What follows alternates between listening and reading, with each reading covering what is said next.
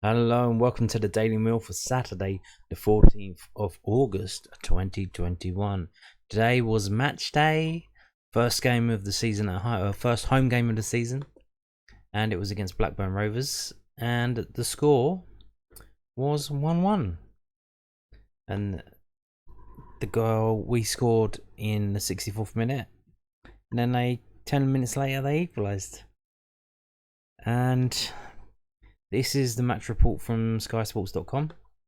So, Ben Brereton salvages a point for Tony Mowbray's men. Okay.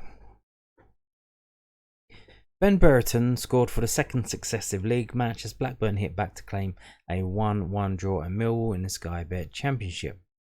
Rovers had barely looked like trouble in the Lions' goal for the majority of the contest at the Den, but they did find a way to get the leveller when they needed to cancel out Jed Wallace's opener for the hosts.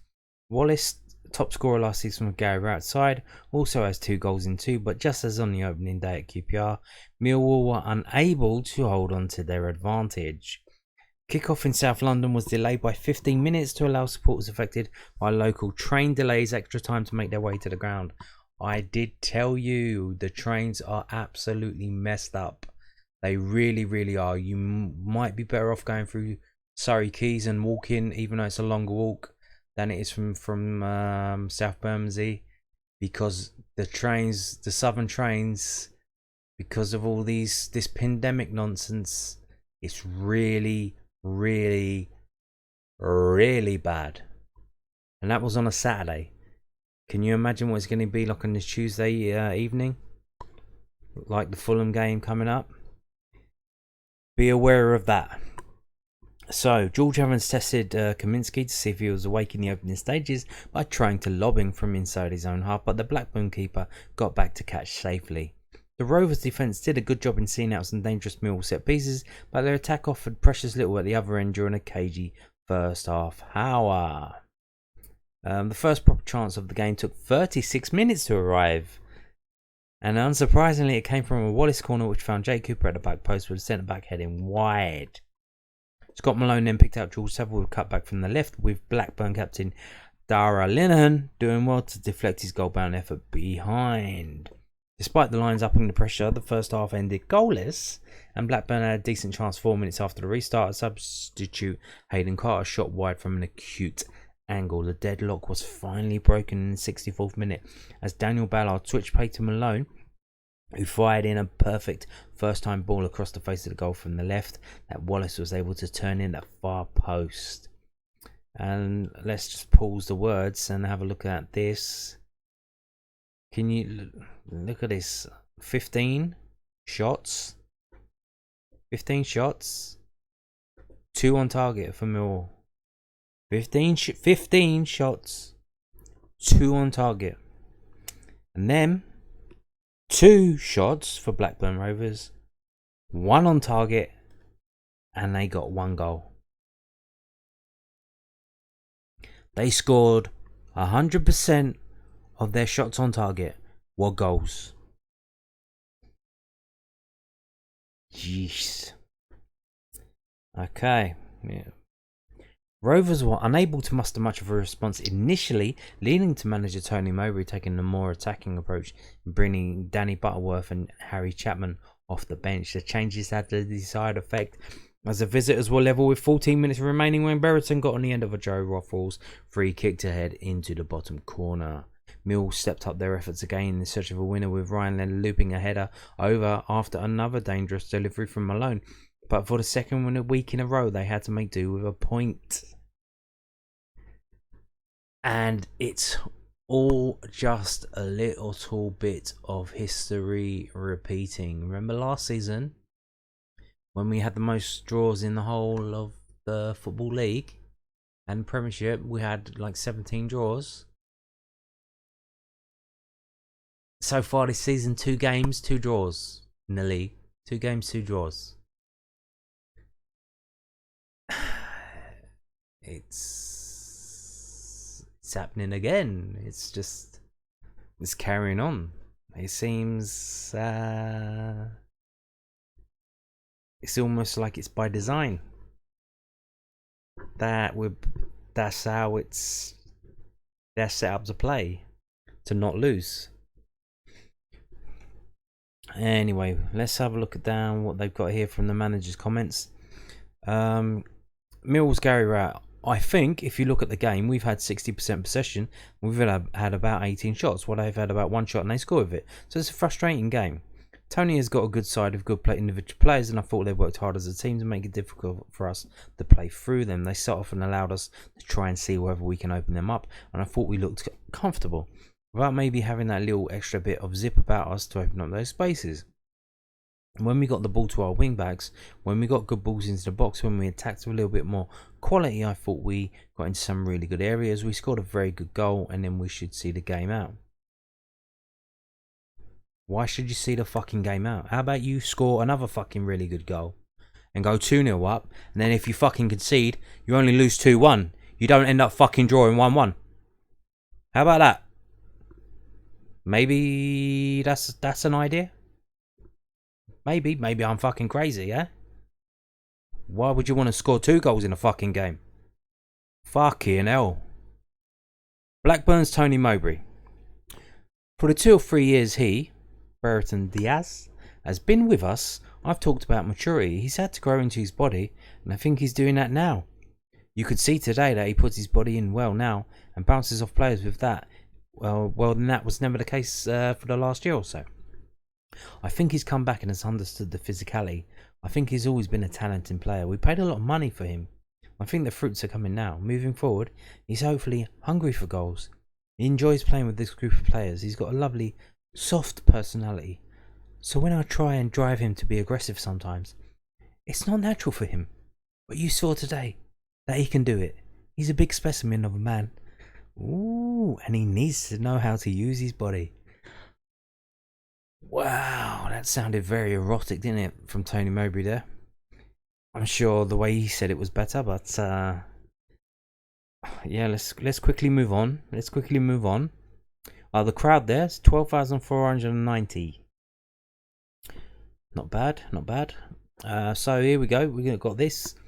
This is from londonnewsonline.co.uk, and it's 4 takeaways from Millwall's 1-1 draw against Blackburn Rovers as Wallace and Ballard continue to impress. Millwall were forced to settle for a point at the Den after a 1-1 draw with Blackburn Rovers. Jed Wallace stabbed home his second goal of the season on the hour mark before Ben Brereton Diaz headed Rovers level in the 76th minute. Jed still delivers. They should call him the postman, because he always delivers. Wallace is so often Mill's star man, but before poking home in the 64th minute to break the deadlock, had been anonymous against Blackburn. Despite his quiet afternoon, Wallace showed once again just how pivotal he is to this Millwall side. Just like last season, much of Millwall's aspirations to push for promotion will depend on others pitching in around him. It's still early enough this term for that not to be a concern, but Wallace's return of 2 goals in 2 games is encouraging despite an off-key display.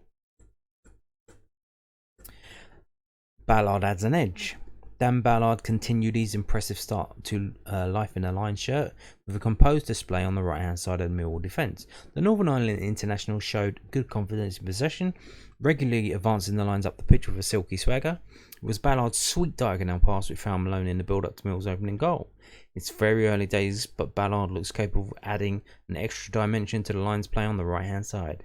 His strong start to life in SC16 will be a welcome boost for Gary Rowett, with ever dependable Shaun Hutchinson set for a spell on the sidelines.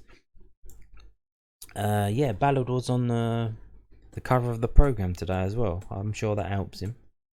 I'm sure that really did help him out. Big Ben still waiting to strike. Benicophobia is still waiting for his first goal in the Lions shirt, but the early sighters of the on-loan Stoke man look promising.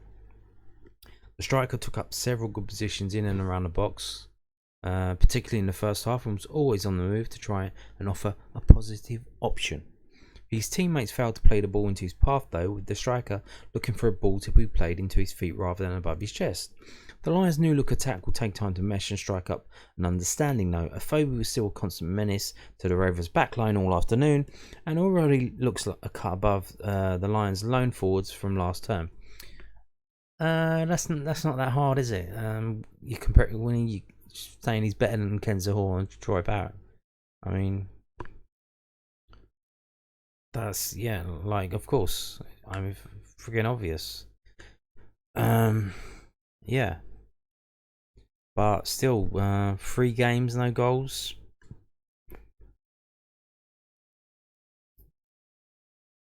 Decent striker should be scoring 1 in 3. Maybe he gets 2 in his next game.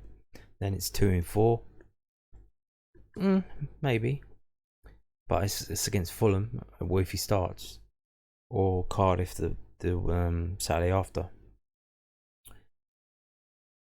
So, deja vu. The Lions have now surrendered a lead in both of their league games this season after being pegged back by QPR last weekend. Brereton Diaz powered home a soft free kick to draw the visitors level. Lions boss Rowett will be left frustrated at giving a goal away from set piece, especially as the visitors rarely threatened Bart Biakowski's goal all afternoon. Millwall racked up 17 cleats last term and will be desperate to register and made one this season as soon as possible.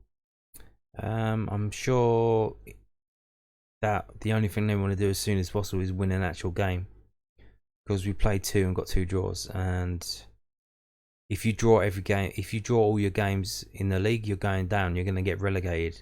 It's 46 games. If you draw each one, you get 46 points. That will see you relegated. Draws are not good. You need to win games. It's better for you if you win one game, lose the next game, win one game, lose the next game, than to draw and to draw and to draw and to draw. It's no good at all. It really isn't. You need to be winning games. So now we're going to go through Gary Rowett's various quotes as pulled up by first londonnewsonline.co.uk. Blatant penalty. Mill manager Gary Rowett reacts after 1-1 draw with Blackburn Rovers. Mill boss Gary Rowett was left disappointed by his side's failure to kill off Blackburn Rovers before sharing his frustration at being denied a blatant penalty. The Lions took the lead on the hour mark through Jed Wallace, who stabbed home at the back pass. A soft header from Ben Brereton. Diaz cancelled that out shortly after. Mill dominated the majority of the game and appeared to be cruising to their first league win of the season, with the visitors really threatening, and Rowett felt that the Lions had missed out on a great opportunity to take all 3 points. It's disappointing. We've had 60% possession and about 18 shots, and they've had 1 in the whole game and they've scored with it, said Rowett after the final whistle. It's a frustrating game. Tony's got a good side and they've got good individual players. They make it hard. Yeah, we've read all that from. That was on the Sky one. But when we've got to get the ball to our wing backs, put good balls in the box and attacked a little bit more quality, we got some to really good areas. I think you saw that at half time when Tony changed formation to match our shape to see if they could get a foothold in the game. They probably had a 5 or 10 minute spell, and then we stepped on again. We scored a very, very good goal and then really should have seen the game out. There's a couple of moments in the game we should have had a penalty on Coops. I think it's Brereton or Gallagher just grabs him around the waist and pulls him to the ground. The referee's 5 yards away. I'd expect him to see that and give it as a blatant penalty. But I thought we had enough of the game to go and score again, or at least, at very least, defend properly. We conceded a very poor goal from a wide free kick where we allowed Brereton to get a free header. You can't do that at this level. In my opinion, in that one moment, we lost ourselves a great opportunity to get 3 points. Yeah, about that. I don't know if you've seen the highlights. Who was at the front post? Who was marking the man at the front post? And who was the one who scored the actual goal? Who was that? It was Maikel Kieftenbeld. Probably the smallest guy in a Millwall shot on the pitch. Really? Really? Really? Why didn't you get someone taller on the fucking front post? What's that about? And then when you look at Benikophobia is just standing on the D, near the D, doing nothing. So get him on the fucking front post. The back post should be sorted by Biakowski coming out. If you stick someone tall on the front, they've got to get it up and over them. Instead, he just whipped it in on the level, little flick of the head, and it's in. Because all he's got to do is out jump Maikel Kieftenbeld. Like, that's not that fucking hard, is it? I like Maikel Kieftenbeld. I like the way he passes. I like the way he tackles. But he's 5'2", 2, he can't fucking jump. Why you got him marking at the front post on a fucking free kick 20 yards from our own goal? Anyway, moving on.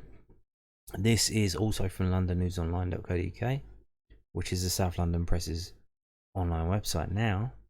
Shaun Hutchinson was missing. And people were wondering why? Why?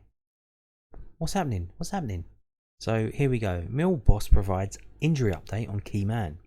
Mill boss Gary Rowett has issued an update on defender Shaun Hutchinson after he sat out their 1-1 draw with Blackburn Rovers. Hutchinson was replaced in the art of the Lions' defence by Murray Wallace, who impressed alongside Dan Ballard and Jake Cooper. Rowett is hopeful that Hutchinson won't be set for an extended spell on the sidelines. Hutch felt his quad yesterday in training, explained the Lions boss. It's disappointing because he's a big player for us. Murray, who would have started on the left for us, went into the middle and played really well. We felt would start because Coops has been struggling with his back, had an injection and got through the Portsmouth game. Maybe not at full capacity, but actually I thought he looked like he was moving a lot better today. The back three defended really well. They've got some good attacking players out there, and we've limited them to one shot from a wide free kick. You can't really ask for much more from your defenders apart from go and get your head on that wide free kick. Yeah, but the defenders weren't at the front post. It was Maikel Kieftenbeld, mate. Check the video. I think over the 3 games so far we've shown that we're a good championship side. What we need to do is add that extra little bit to go and win games like we've said so often. Yes, about that. Maybe we shouldn't be playing so defensive. You think? Maybe there's a time and a place for everything. A time and a place to defend, a time and a place to attack. And maybe you shouldn't be playing one up front when you're at home. I don't know. It's just an opinion. This is from news@then.co.uk. And it's more words from Gary Rowett. He said he bloody had a lot to say after this game, didn't he? So Mill boss says on loan Arsenal man has big future after impressive display against Rovers. Gary Rowett feels Daniel Ballard has a big future ahead of him after he again impressed in Millwall's 1-1 draw against Blackburn Rovers at the Den on Saturday. Don't bring him up too much, Gary, because I don't know if you've noticed Arsenal are fucking dog shit this season. They might fucking call him back because he can't do much worse than what fucking happened on Friday night against Brentford. So be careful. Don't big him up too much yet. Wait for the loan to finish and then start bigging him up. Northern Ireland international Ballard, 21, joined the Lions on a season-long loan from Arsenal after helping Blackpool to promotion from League One last season. Ballard was involved in Millwall's goal, finding Scott Malone with a long pass from the right to left before the wing-back set up Jed Wallace. He's been excellent, Rowett said. He's a young player, but he's got an excellent pedigree. He's adapted really well, jumping from League One last year to the Championship this year. In both league games, he's been fabulous. And he's got to maintain that, but he's certainly got a big future ahead of him if he keeps performing in the way that he has done so far. Meanwhile, Barrow also plays Benicophobe, despite the on-loan Stoke forward still waiting to open his Lions account. Rowett said it's that classic striker's performance where just a goal at the end of it caps off some really good work. I thought his build-up play was excellent. He worked really hard, linked quite well with Jed. I believe he's a top striker at this level. We just need to try and create 1 or 2 more opportunities for him. He's had 1 or 2 opportunities in a game, a little bit more fortunate for him, but he'll score goals. You look at Bennett, you look at Sav, even at the moment they're still not quite up to match speed for 90 minutes. Those players will get better and keep adding to the quality that we've got. Maybe. So he's saying give it time, they'll get better, they'll sort something out, they'll figure it out, they get into the rhythm of it. But a lot of people are looking at it and saying it's the formation, you're playing the way you played last season, drawing too many games. You've only basically got 3 attacking players on the pitch now, Wallace, Afobe and Bennett, Saville. Like Mason Bennett's out, so he's got a bit of pace as well about him, but that would be 4 attacking players. But everyone else is defensive. You look at Kieftenbeld, He's a holding midfielder sitting. George Evans is supposed to be that as well. Is it the players? Do they need a bit of time to gel, or is it the formation that's not getting the best out of them? Who knows? But so in Mystic Meg Pro levels of prediction and prophecy, News at Den put out this article this morning, which is this one. And what did they say? So this come up this morning. They put it out this morning. Does 5-3-2 mean Millwall are a defensive team? Maikel Kieftenbeld provides an answer. So they knew. They know. They knew before it happened. Everyone knew. If you watched yesterday's video, 2 of the predictions that I brought to you from David Prutton and from WhoScored.com, they said 1-1. And they were right. They were right. It's Draw City all over again. Draw. We've got more draws than Marks and Spencer's. Oh yeah, I've read that. Maikel Kieftenbeld has rejected the notion that Millwall are a defensive side, saying it's more about intent than systems. So it's not the system. Lions boss Gary Rowett's current preferred system is 5-3-2, but Kieftenbeld pointed out that with 2 attacking wing backs, there are often 4 players across the front line. Rowett also wants the midfielders either side of the holding player to be attacking threats, and George Saville is an ideal addition in one of those roles after he scored 10 goals in 2017 to 18 before leaving for Middlesbrough. Saville and wingback Scott Malone scored in the 2-1 win over Portsmouth on Tuesday. Since Rowett took charge in October 2018, the wide centre-backs have also been encouraged to attack spaces in front of them. The most spectacular example of that was at the Valley against Charlton in July last year, when Jake Cooper strode into the box to lash in the only goal 9 minutes from time. Only 8 teams last season and 6 teams in 2019-20 scored fewer goals than Millwall in the last 2 campaigns. Let's read that again and try and make sense of it. So only 8 teams last season and 6 teams the season before scored less goals than Millwall. So we're not. Last 2 seasons we haven't scored enough. So last season we were the 9th lowest. If you ranked all the teams in terms of how many goals scored, we would be about 16th, 9 from the bottom.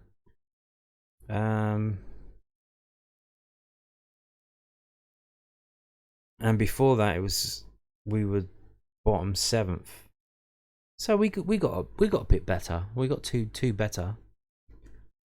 Or did everyone else get worse? I don't know. But with the likes of Saville and wingbacks Malone and Danny McNamara, the Lions have lots of attacking options from the deep. It's just the system. It depends how you play it, Kieftenbeld said. If you've got really attacking wingbacks, then you've got nearly 4 attackers. Listen. If you just sit in and wait for the opponent and play on the counter, yeah, then it's defensive. But if you see the way we played it against QPR, some spells at the start of the game and the second half, then people couldn't call us defensive. We want to put opponents under pressure, create chances, and we've got the squad for it. It's not a defensive way of playing. It can be really attacking.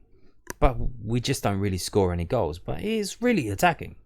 Millwall's attacking impetus from midfield puts more pressure on Kieftenbeld as the first choice holding player. Kieftenbeld learned his trade in one of the most tactically sophisticated football environments in the world when he played for Dutch side Go Ahead Eagles and Groningen before transferring to Birmingham City in 2015. He agrees that Dutch players are brought up with tactical acumen. He said, "I think so, yeah. We learned when we were really young, maybe too young. In that position, you've got a lot of responsibility. I like that responsibility. It's true that when you've got the wing-backs going forward and attacking midfielders going forward, it's one of my jobs to make sure that everyone is in their position. I really like that. I feel comfortable in front of the defence. If you put me too high up the pitch, I'm not as comfortable. We have players who are better in those positions. I like being in front of the defence to break up play and then feed the attackers who are much better than the ball than I am. Really? Really? You don't talk yourself down there, Maikel. You are very good on the ball. In terms of passing it around, maybe running with it. Yeah, you're not that bad, mate. The gaffer started playing me there against Ipswich and then against QPR. If it's with one sitter or two sitters, it doesn't really matter to me. I really enjoy the role I'm playing in this team with the two qualities that we have. I'm really looking forward to this season. So he's saying it's not defensive, but if we play with two sitters, that's not defensive. We're playing with two sitters. It's not a defensive formation. It depends how you set up. But if we play with two sitters, all right, mate. One thing that Kieftenbeld could be criticised for is his lack of goals. That might seem harsh, yet he showed against QPR with a vicious dipping shot from 25 yards that went just over the crossbar that he has shooting ability. He scored 6 goals in 165 games for Birmingham. Former Lionsman Shaun Williams averaged 2 goals a season for Millwall from play from defensive midfield in his 7.5 seasons for the club. While that may not seem like a lot, Williams rarely scored a goal that wasn't important, often contributing to 1 or 3 points gained. Kieftenbeld knows it is something he could add to his game. Well, that line about Williams there, well, that you can spin that the other way, is that he scores in games where we're the much better team and we win games. That we're going to win the game, you know what I mean? Like, you don't get a defensive midfielder scoring in a game that's tight, really, do you? If it's a game where we score a few goals, then everyone can have a go, if you know what I'm saying. So that's, you could spin that way as well. Kieftenbeld knows it is something he could add to his game. Of course, definitely, he said. In my time at Birmingham, I didn't score a lot. I haven't scored a lot in my career. It's probably not my first thought when I step onto the pitch. I'm going to try and score a goal today. It's not my main job. But if I could add some goals to my game this season, of course it would be great. Kieftenbeld has more midfield competition this season after the Mill brought favourite Saville back from Middlesbrough this summer. He's a really good player. I'm glad he's joined my team now, so I don't have to play against him, Kieftenbeld admitted. Ha ha ha ha ha ha. He's got a lot of experience in the Championship, and you'll know that you can't compare it with any other league in the world. It's really physical. It's all about second balls, and he's a great player to have in your team. It's really exciting.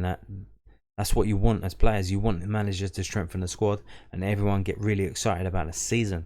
Now it's our job to show it on a pitch because we signed a lot of really good players. When it kicks off at 3:15 on a Saturday, 3:15 because the trains were fucked up, you have to perform.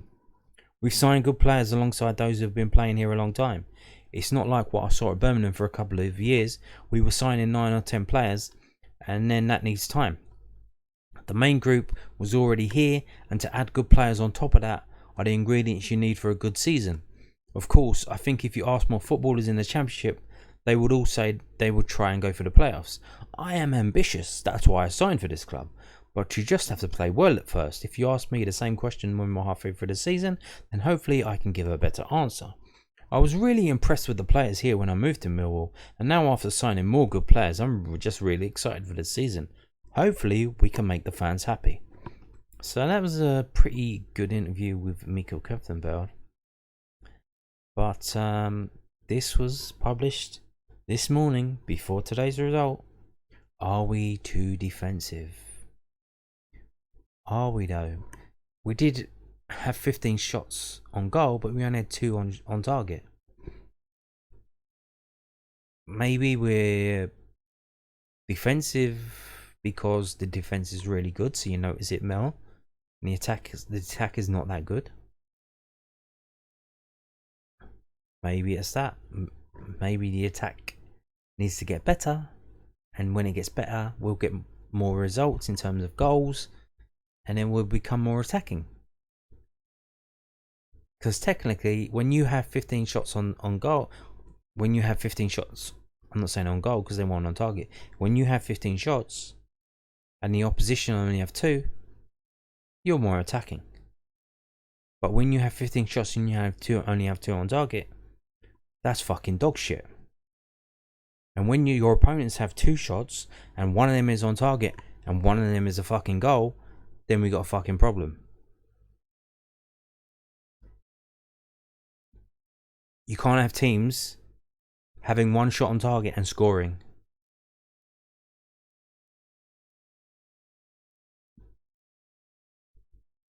They didn't get a sniff. They get a free kick. When you're playing the teams that can't fucking attack,